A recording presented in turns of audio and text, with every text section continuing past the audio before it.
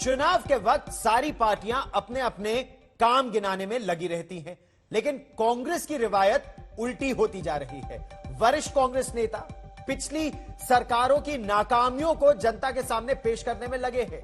पूर्व केंद्रीय मंत्री मनीष तिवारी की ताजा किताब में 26/11 के मुंबई हमले के दौरान यूपीए सरकार, डॉक्टर मनमोहन सिंह सरकार के रुख को कमजोर बताया गया है।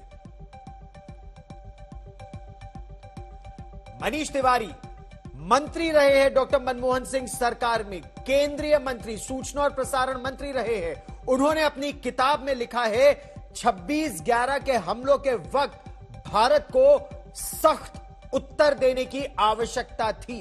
हम आपको यह भी बता दें कि उस समय के एयर चीफ मार्शल जो थे फाली मेजर, उन्होंने कहा था भारतीय वायुसेना तैयार है, लेकिन कार्रवाई नहीं की गई।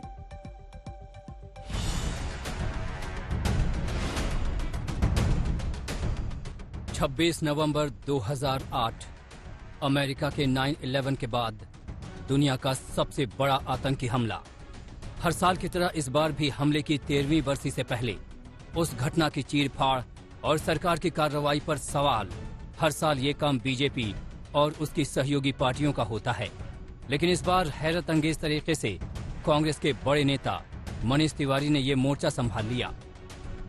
एक किताब में मनीष तिवारी ने लिखा है, किसी देश को अगर निर्दोष लोगों का कत्लेआम करने का कोई खेद नहीं, संयम की ताकत की पहचान नहीं, बल्कि इसे कमजोरी के प्रतीक के तौर पर लिया जाता है।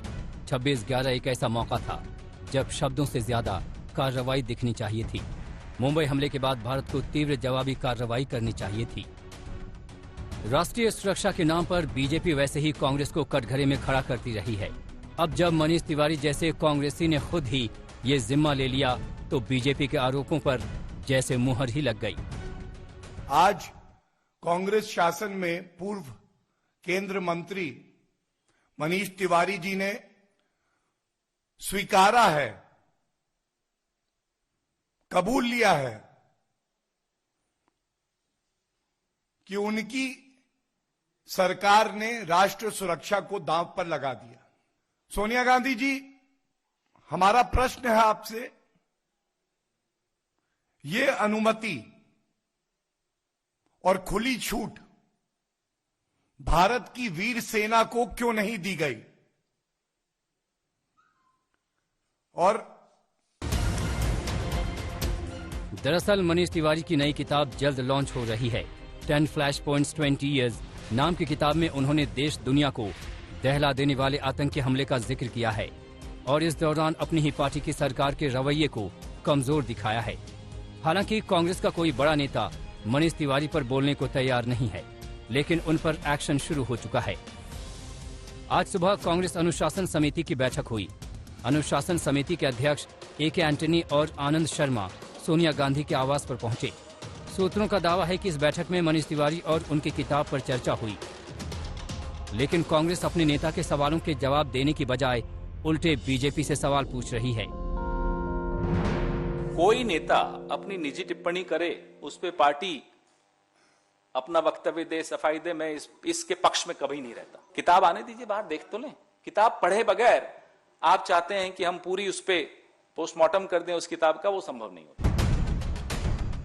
मनीष तिवारी कांग्रेस के तथाकथित ग्रुप 23 में शामिल हैं, जिसे बागी माना जा रहा है। हाल ही में पंजाब में मचे सियासी घमासान में भी उन्होंने पूर्व सीएम कैप्टन अमरिंदर का साथ दिया था। सत्ता से हटने के बाद अमरिंदर ने पंजाब की सुरक्षा को लेकर खतरा जताया था। अमरिंदर ने पार्टी आलाकमान पर आरोप लगाया था कि पंजाब की संवेदनशील स्थिति को नजरअंदाज किया गया। कपिल सिब्बल, आनंद शर्मा, गुलाम नबी और मनीष तिवारी जैसे नेताओं ने अमरिंदर का समर्थन किया था। देखिए, कैप्टन अमरिंदर सिंह जी हम सब लोगों के बुजुर्ग हैं और पंजाब के बहुत कद्वर नेता हैं, जो राष्ट्रीय सुरक्षा के इम्पेरेटिव्स हैं उनको बहुत अच्छी तरह से समझते हैं, और इसलिए ये बहुत ज़रूरी है कि पंजाब में राजनीतिक स्थिरता बहाल होनी चाहिए। पंजाब की कलह के दौरान ही कपिल सिब्बल पार्टी नेतृत्व और ऊपर के स्तर से होने वाले फैसलों पर भी सवाल उठा चुके हैं। जाहिर है कांग्रेस में अंदरूनी तोड़फोड़ काफी अंदर तक पहुंच चुकी है। मनीष तिवारी की नई किताब इसका ताजा तरीन सबूत है। दिल्ली से सुप्रिया के साथ आज तक ब्यूरो।